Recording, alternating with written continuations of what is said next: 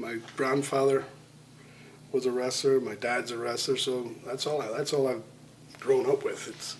It's a tradition. It's who I am. Kayfabe was kayfabe forever. Yeah, I remember Regal when he first came in the business as a 16-year-old. You know, we all started young over there. Come on, that ain't ballet. It's wrestling. We need to, get this, step it up a bit. Okay, so I just during the match went, grabbed him by the hair and said, "Grit your teeth," and I punched him right in the face and exploded his face all over the place.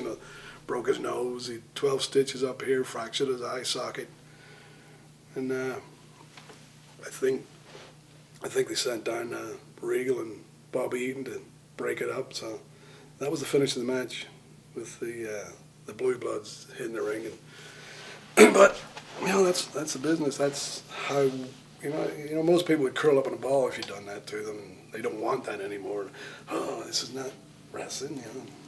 Well, that's what it is. That's where we come from. That's our history. We can do it either way.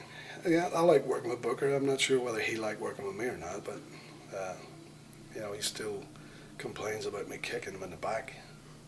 Oops. I wrestled Benoit in Japan, Germany, Austria, of course over here.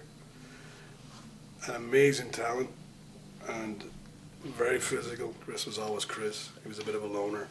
He'd be walking around Japan in Tokyo and he would disappear. There'd be myself, Dean Malenko, and Eddie Guerrero, and we'd do those junior heavyweight things, and Chris would disappear on us, because he'd had enough beer or didn't want to eat anymore, whatever it was, But no, I never seen any change in him at all.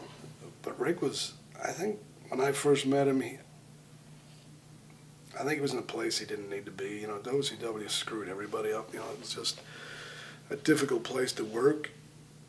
There was no structure. It was like the inmates were running the asylum type thing. So I don't think it benefited anybody in a great, financially probably, but didn't help the business whatsoever.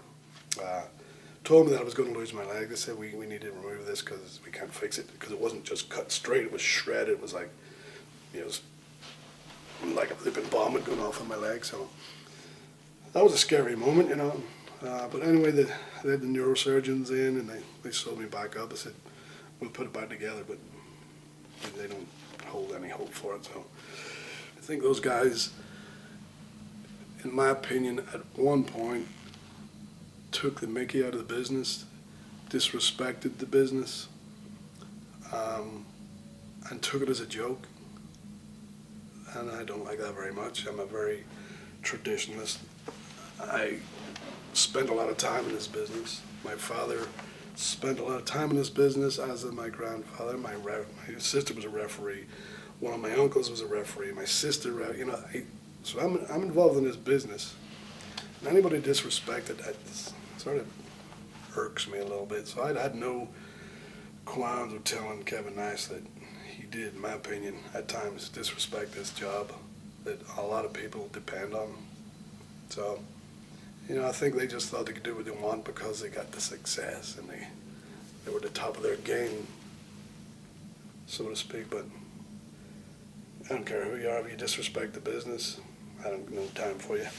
Randy was, right from the start, a little bit of a rebel, and as his dad was, you could just see it's just a carbon copy of his dad, but full of potential.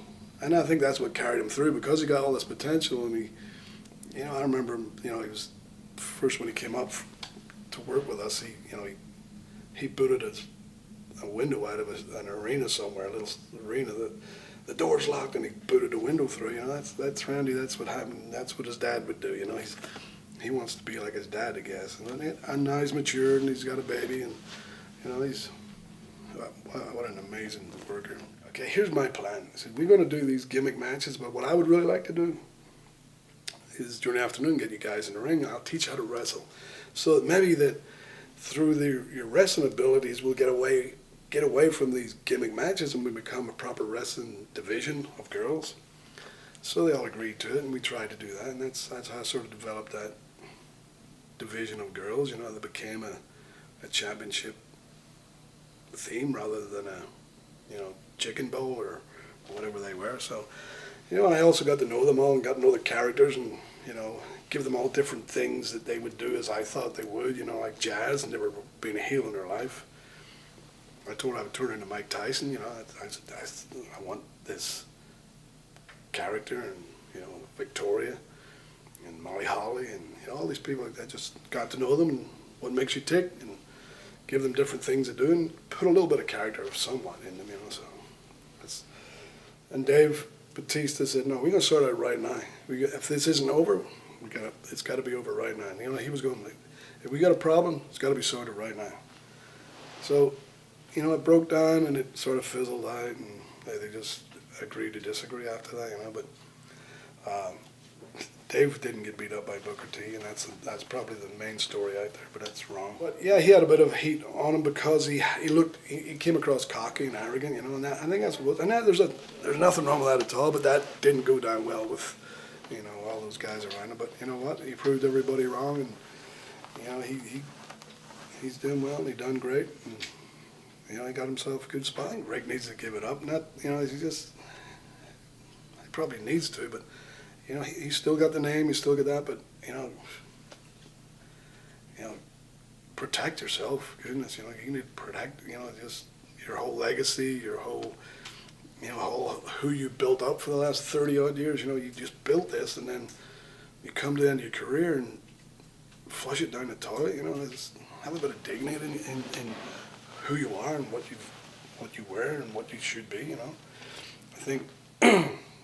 You know, it's a while since I've seen him in the ring, you know, and that, you know, Rick relies on a certain thing when he's in the ring, and I don't mean to knock him, I love the guy to death, you know, but, well, just pass it on. I'm sure there's another capacity that it can be in around the ring somehow, somewhere. I'm not bitter about it, I haven't been. You know, would I rather be there? Absolutely. I love the place, I've got a lot of friends there, built a lot of relationships.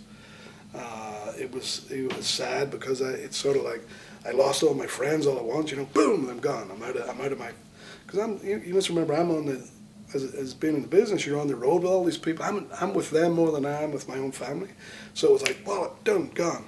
So it was like, shock, you know. It took me a while to settle into it. It was like, what do I do now, you know? I've been in this business 37 years, and the reason I've lasted this long is because I take it serious, and I hopefully do it properly.